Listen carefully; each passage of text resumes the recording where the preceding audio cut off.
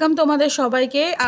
এখন হচ্ছে মহাসপ্তমীর পুজোর প্রিপারেশন চলছে। আমি মোটামুটি ফল টল সব কেটে নিয়েছি। এখন দিদিভাই হচ্ছে নৈবেদ্যগুলো সাজাচ্ছে। চন্দনা পিসি 108টার নৈবেদ্য সাজাচ্ছে।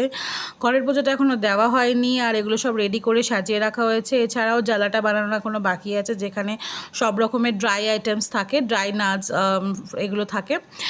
আর হচ্ছে মাম বনু দিদিভাই সবাই সপ্তমীর দিনে এসছে। যতক্ষণ ঢাক বাজানো হচ্ছে আমি বেদকে উপরে রাখারই চেষ্টা হচ্ছে, যাতেও পুজোর ব্যাপারে জানতে পারে, বুঝতে পারে।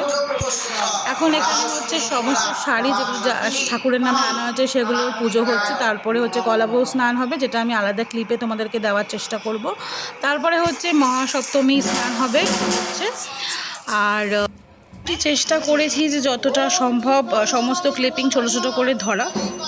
তোমাদের যদি এগুলো ভালো লেগে থাকে তো একটা লাইক করো, শেয়ার করো, আর আমাদের চ্যানেলটা সাবস্ক্রাইব করো আরও এরকম ভিডিও দেখার জন্য।